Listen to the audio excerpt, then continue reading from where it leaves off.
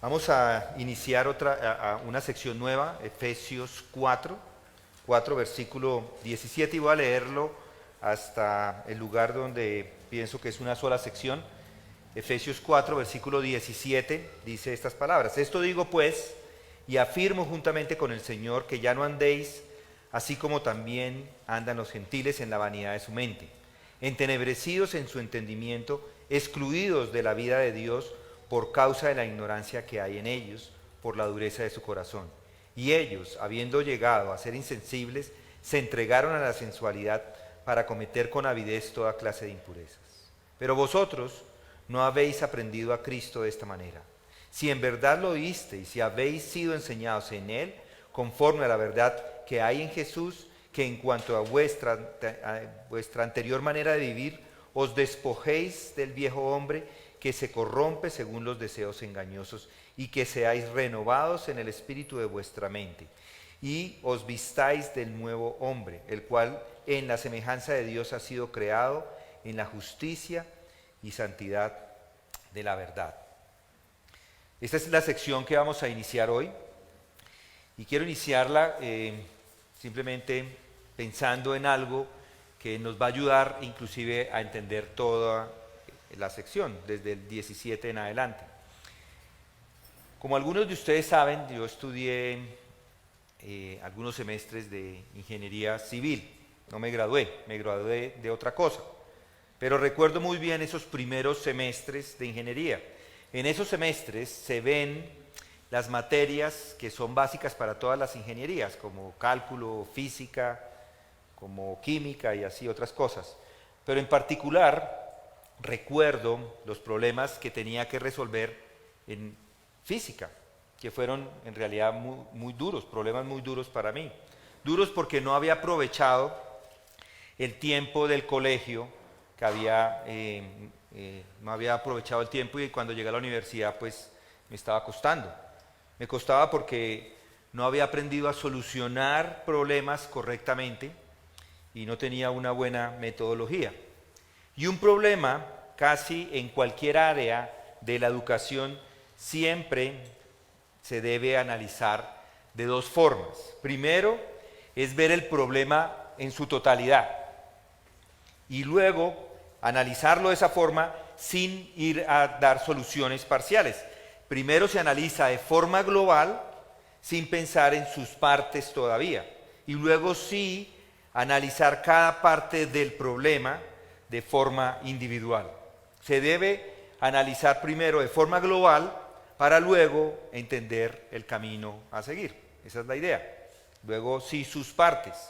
Y es un poco lo que vamos a hacer hoy con lo que nos queda de la carta de Efesios, hasta el final de la carta. Quiero decir algunas cosas que son de forma global, para que luego nos podamos concentrar en aquellas partes más pequeñas, digámoslo así. La idea es entender de forma global el mensaje de Pablo, para luego analizar las partes que lo componen y así tener una interpretación correcta, no errar en las interpretaciones. Y esta sección es la última sección de esa gran división que el apóstol ha dado a la carta. Pablo comienza en el versículo 17 hasta el final de su carta, y eso lo consideramos como una sola sección. Por lo tanto, es necesario que entendamos exactamente qué es lo que hace y por qué lo está haciendo. Si recuerdan, el apóstol ha establecido varias doctrinas en los primeros 3 capítulos, capítulos 1, 2 y 3. Y luego los capítulos 4, 5 y 6 son la práctica de esas doctrinas. Y la sección que tenemos hoy, desde el versículo 17 en adelante, hacen parte de esa porción práctica que encontramos en este momento, en esta sección. Es la parte más práctica que el apóstol enseña en la carta. Pero no es solo práctica o aplicaciones, también tenemos allí doctrinas. Es sí, mayormente práctica, pero vamos a ver doctrinas que están mezcladas con la práctica. Es lo que hace el apóstol, es lo que ha estado haciendo en su carta. Primero, si lo vemos de forma global, es lo que ha hecho. Primero da la doctrina y luego da la práctica.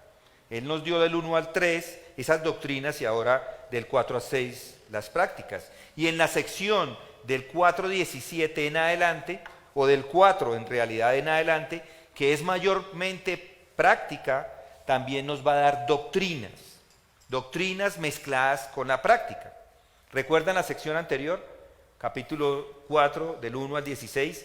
Esa sección inició con, con algo práctico. Y si lo notaron, no solo es práctica. Simplemente basta leer el versículo 4 de esa sección, que dice así, dice, hay un solo cuerpo y un solo espíritu, así como también vosotros fuisteis llamados a una misma esperanza de vuestra vocación. Un solo Señor, una sola fe, un solo bautismo, un solo Dios y Padre de todos, que está sobre todos, por todos y en todos. Eso es doctrina. Y nos dice en el 4:1, viváis de una manera digna de la vocación con que habéis sido llamados. Esto es práctica. Entonces hay doctrinas mezcladas con asuntos prácticos. Lo que yo quiero que usted tenga en mente es esto. Es posible tener doctrina sin práctica. Le hago esa pregunta. O práctica sin doctrina. La respuesta es no. Y noten cómo inicia el versículo 17. Esto digo, pues. ¿Qué está diciendo acá? Pues lo que va a decir de aquí en adelante hace referencia a lo dicho antes. ¿Y qué es eso? Capítulos 1, 2 y 3. Todas las doctrinas que encontramos en esos capítulos que él ha expuesto, esto digo pues, dice el apóstol. Él va a desarrollar una serie de prácticas relacionadas con las doctrinas que encontramos en esos capítulos que ya nos dio. Para que entiendan un poco mejor a lo que voy con todo esto, demos un vistazo general a toda esta sección. Pablo, desde ese versículo 17 hasta el versículo 24, dice, y ya lo leímos, que debemos tener en cuenta que ahora somos nuevas criaturas, completamente nuevas en Cristo. Y en eso vamos a meditar por unos domingos. Y luego, desde el versículo 25 al 27, nos da la práctica, nos da las implicaciones de ser nuevas criaturas en la práctica. Noten cómo dice, por tanto, dejando a un lado la falsedad, hablad verdad cada uno con su prójimo, porque somos miembros los unos de los otros. Aireaos, pero no pequéis, no se ponga el sol sobre vuestro enojo, ni deis oportunidad al diablo. El que roba, no robe más, sino más bien que trabaje haciendo con sus manos lo que es bueno, a fin de que tenga que compartir con el que tiene necesidad. No salga de vuestra boca ninguna palabra mala. Él acá nos está dando ilustraciones tangibles que le van a ayudar a usted y a mí a ponerlo en práctica, a poner en práctica las doctrinas que nos está enseñando. Y es la misma lógica que utiliza a través de la carta, de esta sección. Noten ese 25, por lo tanto, usa esa palabra para conectar la práctica con lo que ha dicho. Entonces, a la luz de la doctrina, por lo tanto. Esto es lo que yo les digo, entonces, esa es la idea que hay detrás. Noten el versículo 30. Pablo vuelve de nuevo a la doctrina y dice, y no entristezcáis al Espíritu o contristéis, como dice la Reina Valera, al Espíritu Santo de Dios, por el cual fuisteis sellados para el día de la redención. En otras palabras, siempre debe recordar que el Espíritu Santo mora dentro de ustedes. Y por lo tanto, noten el versículo 31 y 32, sea quitada de vosotros toda amargura, enojo, ira, gritos, maledicencia, así como toda malicia. Sé más bien amables unos con otros, misericordiosos, perdonándonos unos a otros, así como también Dios os perdonó en Cristo. ¿Sí lo notaron? Otra vez, la doctrina y luego la práctica.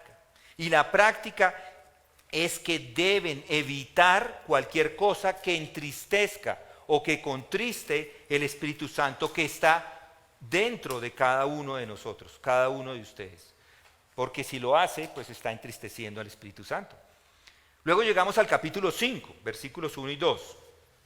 Nunca olvide, dice Pablo, que Cristo murió para hacerle hijo de Dios. Ustedes son hijos de Dios amados, porque Cristo, dice el versículo 2, os amó y se dio a sí mismo por nosotros ofrenda y sacrificio a Dios como fragante aroma.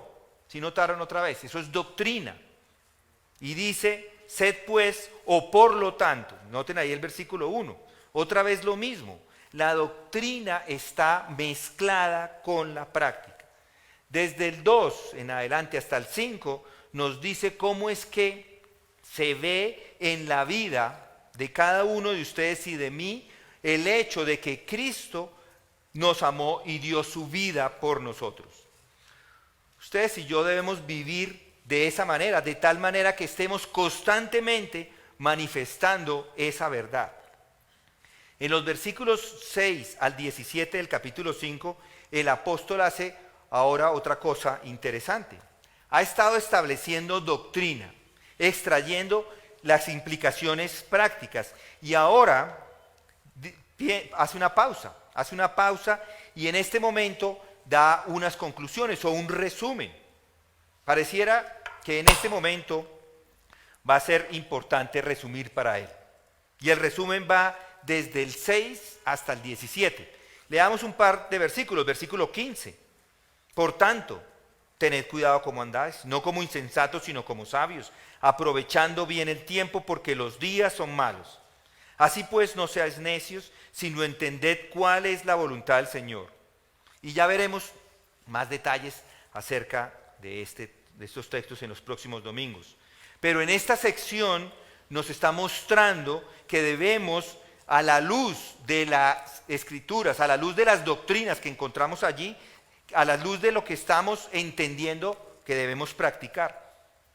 En los versículos 18 al 21, el apóstol establece otro gran principio de doctrina y que siempre debemos recordar, que nuestras vidas deben ser vividas en el Espíritu y completamente bajo el control del Espíritu. Noten el versículo 18 del capítulo 5. Y no os embriaguéis con vino en lo cual hay disolución, sino sed llenos del Espíritu. Luego del versículo 22 de ese capítulo 5 hasta el versículo 9 del capítulo 6, él lo que hace es aplicar esa verdad. Pablo desarrolla la verdad de ser llenos del Espíritu Santo. Lo que dice es cómo debe ser un cristiano a la luz de la doctrina, a la luz del mandamiento de ser llenos del Espíritu. Muestra cómo es el control del Espíritu Santo, cómo ese control debe regir todas las relaciones de un creyente. Y así Pablo menciona las diferentes relaciones en las que todos nos encontramos de una forma u otra. Las relaciones entre esposos y esposas, entre esposas y esposos, entre hijos y padres, entre padres e hijos, sirvientes y amos y sirvientes. En la sección final de la epístola, desde el versículo 10 hasta el versículo 20 del capítulo 6, Pablo dice algunas cosas prácticas adicionales. Y en este momento alguno diría, bueno, ahora la vida cristiana es fácil, es sacar una lista de todo lo que dice acá y eso es lo que tengo que hacer. Solo basta conseguir esas prácticas y ya está. Bueno, piense lo que usted quiera pensar acerca de esto, pero la realidad es que no es nada fácil. Necesitamos una fuerza interna porque tenemos un enemigo, dice. Hay un adversario poderoso. Noten ahí el versículo 12. Porque nuestra lucha no es contra sangre y carne, sino contra principados, contra potestades, contra los poderes de este mundo de tinieblas, contra las huestes espirituales de maldad en las regiones celestes. Por esto, él da una serie de prácticas para poder estar firmes frente a este poderoso enemigo. Y al final, Pablo termina como es su costumbre, con saludos personales y palabras de ánimo. Así pues, este es el análisis de esta última sección que maravillosamente nos ha dejado Pablo, con esta estructura. Él, como un autor excelente, desarrolla cada sección en un detalle para que no haya lugar a ningún error, para que entendamos la doctrina que hay detrás y que la practicamos de forma correcta. Pero quiero decir ciertos principios que son extraídos de toda la sección de forma global en la carta y que le van a ayudar a entender todo el resto. Principios que si no los tiene en mente al momento de que hablo estas cosas prácticas, si no los tiene en mente a ese momento en lo que lleguemos o cuando vayamos en las semanas próximas, puede llevarle a hacer una lista de qué hacer y qué no hacer sin un respaldo en la palabra de Dios. El primer principio a tener en cuenta es que no basta simplemente con explicar la palabra de Dios. No basta con que usted conozca lo que dice la palabra acerca de algo y lo deja ahí. Esta palabra expuesta siempre debe llevarle a la práctica, a la aplicación. Y el apóstol nos obliga a verlo y aplicarlo. Pablo quiere que veamos cada detalle de las doctrinas bíblicas, pero le obliga al mismo tiempo a aplicarlas. Practicar la verdad que se expone. Entonces el primer principio es que la doctrina siempre lleva a la práctica. Otro principio a tener en cuenta es que la iglesia y la vida en la iglesia no debe ser un tipo de vida separada de su vida secular o de lo que usted hace todos los días. Básicamente es eso. Hay una unión inseparable entre la vida de la iglesia y la vida secular. Eso es otro principio. En otras palabras, todo lo que hace y todo lo que dice es parte de su vida cristiana. Sus vidas fuera de la iglesia y dentro de la iglesia deben ser esencialmente una sola y siempre deben estar interrelacionadas porque la una afecta a la otra. La doctrina y la práctica van de la mano. La doctrina y la práctica están tan íntimamente relacionadas y conectadas que nunca se deben dividir. Entonces el primer principio es que la doctrina siempre lleva a la práctica. El segundo es que hay una unión inseparable entre la vida de la iglesia y la vida secular. Y otro principio para tener presente en esta sección es que si no entiende la doctrina, le va a llevar al fracaso en la práctica. El fracaso en la vida cristiana es el resultado de un fracaso en el entendimiento de la doctrina. El fracaso se da por un mal entendimiento de las verdades o por la aplicación incorrecta de las doctrinas en su vida. En otras palabras, si alguno de nosotros está fallando en algo en su vida, en su comportamiento, en su conducta, es porque no ha entendido la doctrina. Si hay ira, malicia, odio, amargura, un espíritu implacable en cualquiera de ustedes, es porque no se ha dado cuenta que el Espíritu Santo de Dios mora dentro de ustedes y lo está entristeciendo. Esa es la doctrina y esa es la práctica. No puede seguir haciendo así porque la doctrina le dice que el Espíritu Santo está dentro de ustedes. Entonces no puede seguir haciendo dejándose llevar por la ira o dejándose llevar por pensamientos incorrectos. Es la falta de comprender la doctrina que le lleva al fracaso en la práctica. Para decirlo de otra manera, toda su voluntad está dirigida por la comprensión de la doctrina. La voluntad le guía a través de la mente y a través del corazón.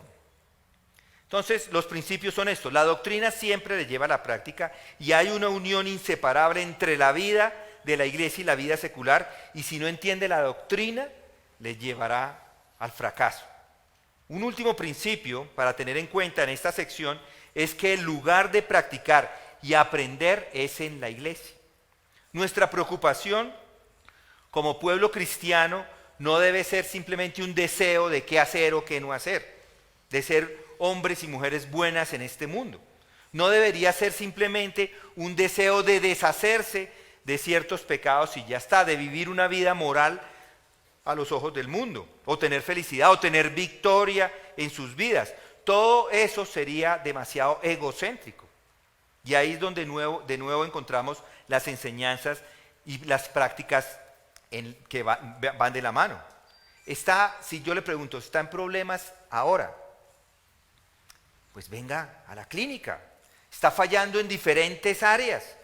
Venga, que le podemos entre todos ayudar a poner su vida en orden. Venga a la iglesia.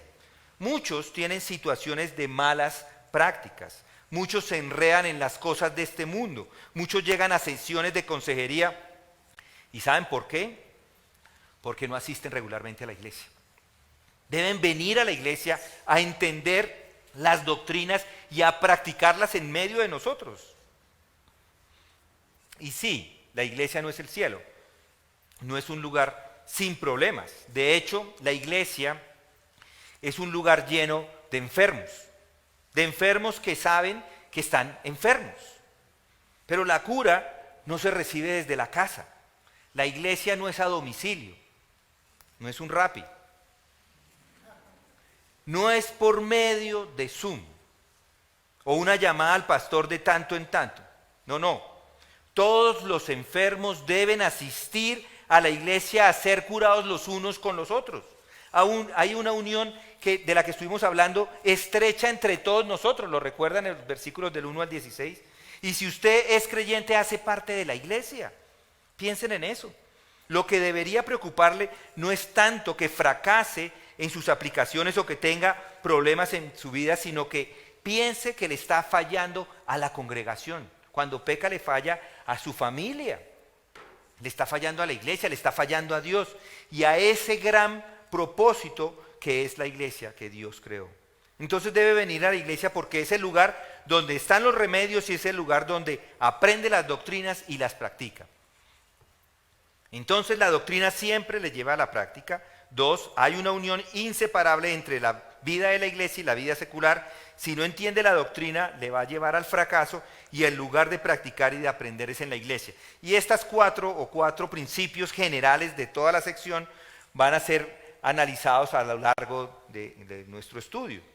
Y yo se los voy a ir recordando para que los tenga presentes en cada momento. Ahora bien, habiendo dicho eso, veamos el versículo 17.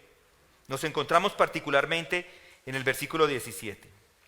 Esto digo pues, y afirmo juntamente con el Señor, ya no andéis como andan también los gentiles en la vanidad de su mente. Recordemos cuál es la doctrina de esta porción que le lleva a esta práctica. Si usted es creyente, ha sido regenerado. Esa es una realidad. Si usted es creyente, es salvo. Esa es la doctrina. Dios le salva. Ya no sois extranjeros ni advenedizos. Dios, que es rico en misericordia, por causa del gran amor con que nos amó, aun cuando estábamos muertos en nuestros delitos, nos dio vida juntamente con Cristo. Por gracia habéis sido salvos. Esa es la doctrina. Han sido salvos. Si uno es salvo, ya no es como antes. Ya no es como los otros gentiles. Si el evangelio es verdad para usted, encontrará que ciertas cosas son impensables, son imposibles y nunca más las va a volver a considerar. Porque ahora ve tan claramente que ha sido separado una vez y para siempre de todo lo que usted era antes. Ese es el mensaje, ese es el resumen del versículo 17. Analicemos un poco las palabras que el apóstol usa. Comienza dirigiéndose a ellos de una manera muy particular. Quiere llamar la atención sobre algo que es de vital importancia. Esto digo, dice, esto lo digo pues y afirmo juntamente con el Señor. No se contenta Pablo con decir esto lo digo pues. Eso sería suficiente para continuar con su exposición, pero le añade, esto lo digo pues y afirmo juntamente con el Señor. En la Reina Valera dice, requiero en el Señor. ¿Qué quieren decir estas palabras? ¿Qué quiere que sepan el apóstol? Lo que él quiere es que no piensen que esta es una declaración suya propia.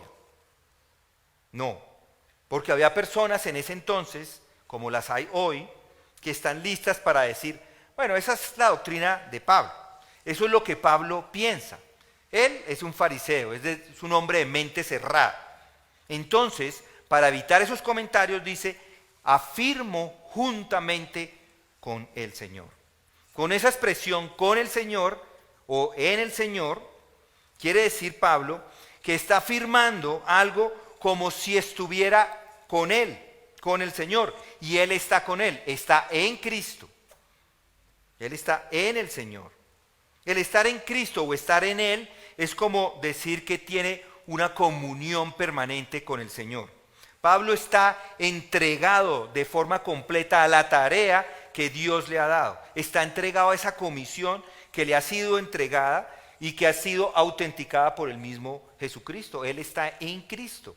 En otras palabras, él está hablando con plena autoridad apostólica. No solo las revelaciones que nos ha dado a través de los capítulos anteriores, no solamente las doctrinas, como él mismo dice, la dispensación de la gracia de Dios que me fue dada para vosotros, sino que también se le revelaron los detalles sobre la conducta. Y esos detalles tienen la misma autoridad apostólica, la misma autoridad divina de su exposición, es la misma. Entonces aquí, él está hablando como alguien que ha sido vestido con la autoridad única que le perteneció a los apóstoles. ¿Y qué es entonces lo que está afirmando? ¿Cuál es este mandato que les pone de una manera tan solemne? Después de haberles hecho parar a que presten atención, ¿qué es lo que dice? Dice, esto digo pues y afirmo juntamente con el Señor, que ya no andéis. Desde este momento en adelante, Pablo les va a sermonear, les va a decir, ya no hagan eso, no hagan eso. A muchos no les gusta que les digan qué es lo que no deben hacer.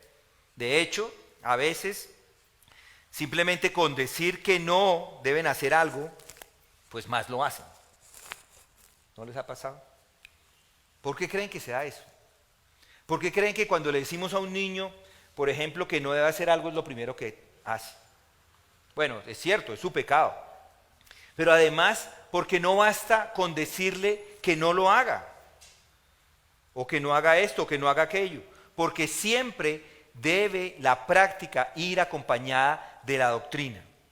Si no va acompañada de la justificación, pues las personas no van a encontrar el soporte para dejar de hacer o hacer otra cosa. Bueno, aquí el apóstol, con la autoridad divina, les dice que no anden como los gentiles. ¿Por qué? Noten el versículo 20. Vosotros no habéis aprendido a Cristo de esta manera. ¿Sí lo notan? Esa es la doctrina. En el versículo 17 les dice de forma práctica, no hagan eso, porque no lo han aprendido de Cristo, versículo 20. No deben andar como andan también los gentiles en la voluntad de su mente, porque ese no es el ejemplo de Cristo. La doctrina, mis hermanos, siempre va al lado de la práctica. ¿Y qué significa esa palabra andar? Ya no andéis como andan también los gentiles en la vanidad de su mente.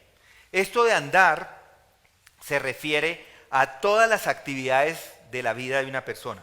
Este andar o este caminar se usa en las escrituras frecuentemente y significa la totalidad de la vida de un hombre.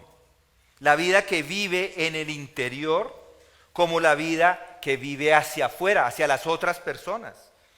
Debe recordar que nuestro andar no se limita al exterior, sino también aplica al interior. Piensen en esto. Si una persona no anda en la vanidad de este mundo, si alguien, por ejemplo, no tiene relaciones inapropiadas de forma visible en su vida, pero en su interior está lleno de fantasías pecaminosas, está andando en consejo de malos y en camino de pecadores y en silla de escarnecedores se está sentando. Esto es importante, porque todo lo que determina lo externo es lo interno. Un hombre es como piensa y su caminar en la vida le dice lo que está pensando. Si andar es una expresión de su forma de vivir, o digámoslo mejor, andar es una forma de expresión de su forma o de lo que usted tiene en su mente. Y dice, ya no andéis. De ahora en adelante ya no, es lo que está diciendo. Aquí Pablo está presentando la práctica, les está diciendo y afirmando que con el Señor ya no deben hacer como lo hacen los gentiles. ¿Ven la implicación? Una vez anduvieron así, pero ya no deben hacerlo. ¿Por qué? Por el tremendo cambio que ha sucedido en su vida. Ellos, los gentiles, han sido salvos, entonces ya no. Así que en cierto sentido, la palabra ya no contiene todo el Evangelio. Ya no, es para todos. Así se los estaba diciendo a los efesios, es para nosotros hoy. Ya no debe hacerlo, porque ya usted ahora es una persona renovada, es uno nuevo. La vida que tiene ahora es una vida diferente. Antes estaba entregado a los gentiles, ahora ha puesto su fe en Cristo, Cristo le ha salvado y ahora es un hombre nuevo. Si no es un hombre nuevo, hoy puede entregar su vida para que ya no sea ese hombre antiguo. Pero está hablando de aquellos que son creyentes, ya no, dice. El pasado es pasado. Eso que una vez fueron ya no es. El pasado es esa vida no regenerada. Pero de ahora en adelante algo ha sucedido.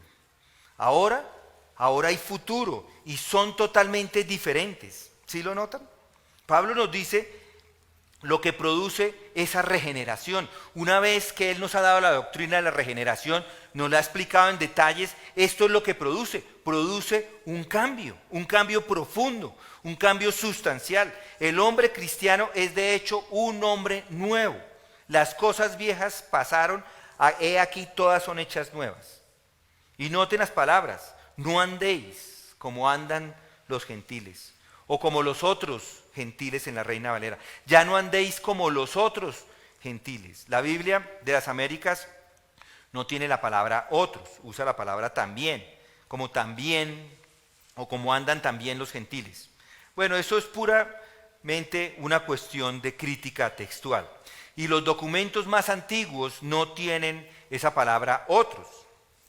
Sin embargo, aquí no hace la más mínima diferencia, porque en cualquier caso, lo que Pablo está diciendo es esto: ustedes, los cristianos de Éfeso, ya no deben andar como los gentiles andan, aunque ustedes son gentiles y una vez anduvieron como ellos. Usted es un cristiano gentil, pero como cristianos ya no deben andar como los otros gentiles.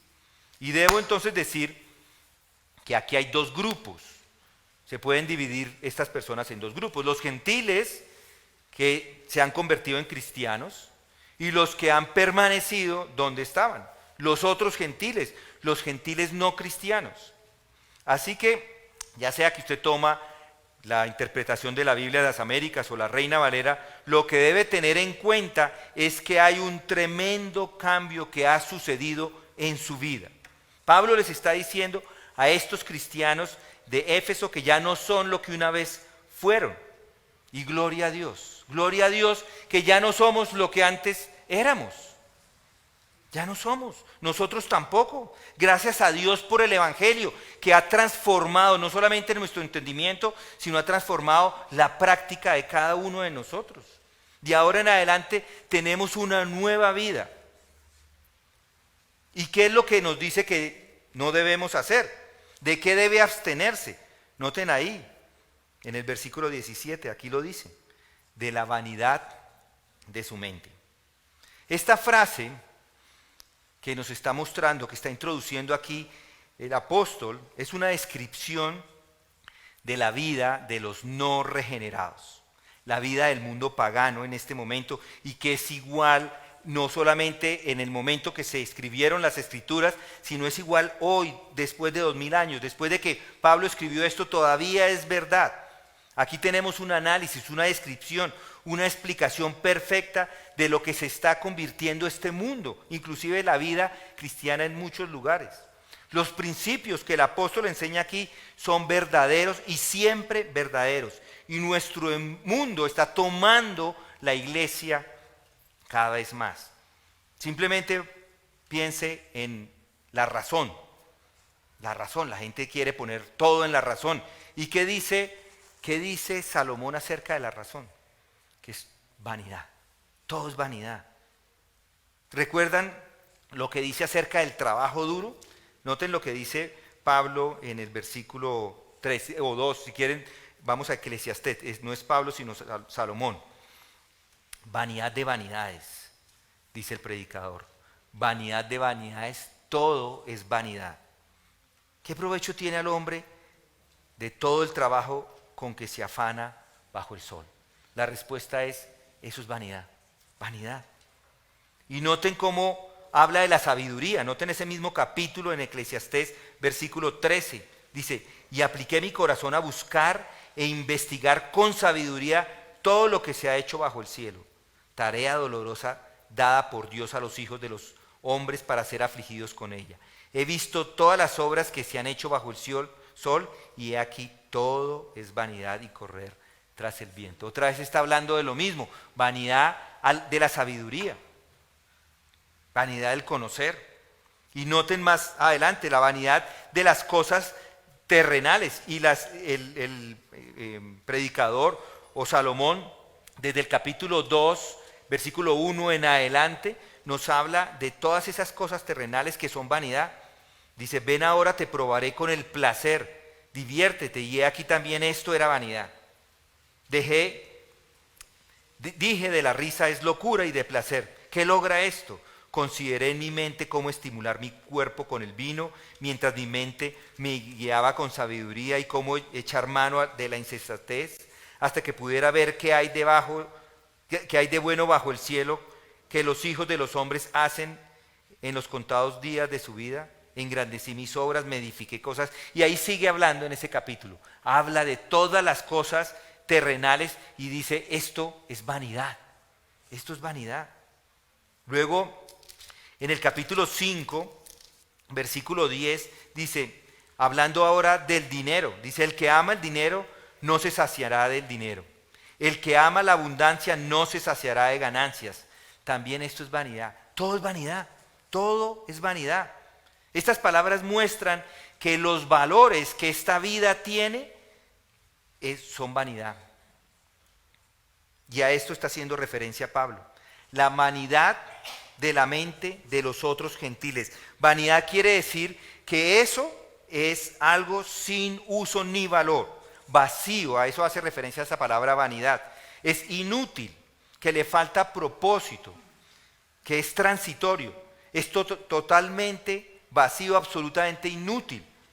Esa palabra que el apóstol nos da acá quiere decir que no tiene rumbo, que carece de sentido, que carece de dirección, que no le lleva a ningún objetivo.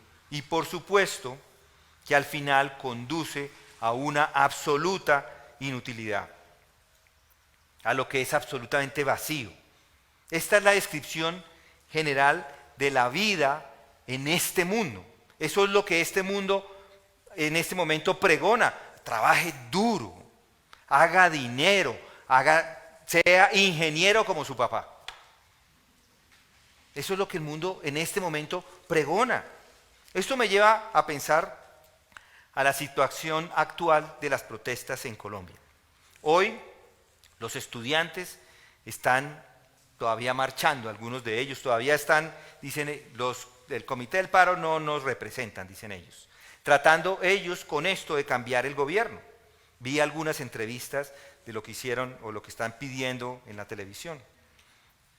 Pero la corrupción, ellos dicen, es que ya queremos más corrupción. La corrupción no se va a acabar, no se va a acabar. No se acabará la brutalidad de la policía. Así cambien el gobierno de izquierda a derecha, va a ser exactamente lo mismo, no va a cambiar. ¿Y saben por qué no va a cambiar? Porque la manera en que se plantea el problema y su solución no son las apropiadas. No se puede simplemente denunciar las cosas que están mal y luego llegar a unos preacuerdos y acuerdos firmados. No, así firmen lo que firmen. Apenas pase el tiempo y se calmen las cosas, la corrupción regresa. Y la policía hará las mismas cosas, pasa acá y pasa en todo el mundo. Es lo mismo. ¿Y saben por qué? Porque la doctrina siempre le lleva a la práctica. Y si no hay doctrina, no hay práctica. Esas dos cosas están unidas entrañablemente o juntas, mezcladas, que no se pueden separar. Mientras los que dirigen no tengan el Evangelio, todas las soluciones que se den son temporales. Si notan lo tonto que es apoyar una marcha, es tonto, no hay ningún cambio, no va a pasar nada. Puede que logre un año o de pronto 2 años un cambio, no va a pasar nada. No va a pasar nada con apoyar esas marchas. Si no tienen el Evangelio, si en el gobierno no está el Evangelio, no va a pasar nada. Por eso es que esta batalla está perdida así. Lo único que podemos hacer es predicar el Evangelio. Solo si predica el Evangelio hay una regeneración, hay un cambio en cualquiera de las partes. Solo este poder de Dios que opera en la salvación es el mismo poder que puede generar un cambio. Un cambio en esta situación desesperada. Eso es lo mismo que hemos visto en la historia desde el Nuevo Testamento en adelante hasta nuestros días. ¿Cuál debe ser su actuar entonces? No andar como andan o piensan los gentiles en la vanidad de su mente, sino predicar porque es lo único que puede generar un cambio. Esa es la única esperanza que tiene esta sociedad. Si el gobierno hace todos los cambios que los protestantes quieren, que multiplique las ayudas educativas, que hagan unas leyes anticorrupción y todo lo demás, y no tocan el problema de raíz, no hay cambios duraderos. Puede tener un gran gobierno organizado, puede tener un gobierno con oportunidades para todos, puede el gobierno dar consejos inclusive morales y 1000 cosas más, pero no habrá un cambio verdadero hasta que no hay una regeneración. Esa es la verdad que encontramos acá. Hasta que la mayoría de los colombianos no sean creyentes verdaderos, no va a haber cambio. Por eso es que no hay cambios, porque las personas siguen sin ser regeneradas. A menos que en Colombia llegue un avivamiento como el ocurrido en los tiempos de los puritanos o en los tiempos de Jonathan Edwards, no habrá cambios reales. Tiene que haber un cambio total de la sociedad. Muchas personas tienen que ser creyentes verdaderos para que esta sociedad cambie. ¿Por qué? Porque el mal del corazón o el mal de los hombres está en el corazón. Y solo hay un mensaje que puede dar a ese corazón una vida nueva, una transformación. Y en ese momento esa persona puede cambiar. Hay un solo mensaje adecuado para hacerle frente al problema, y ese mensaje es el mensaje del Evangelio. Podemos pensar en la tecnología, en los avances que hay en la ciencia, en la educación y miles de cosas más para cambiar, pero sin la doctrina no se logra nada. Han pasado casi 2000 años de exactamente lo mismo, de lo que está diciendo Pablo. Y eso que está diciendo Pablo fue tan cierto en ese momento como lo es hoy. Mis hermanos, asegúrense de que no los engañen con sus discursos. El discurso acerca de los derechos, acerca de la importancia de la educación, el discurso acerca de los valores morales y otras cosas que no llevan a nada. Es como cuando los filósofos discutían en el Areópago en Hechos 17.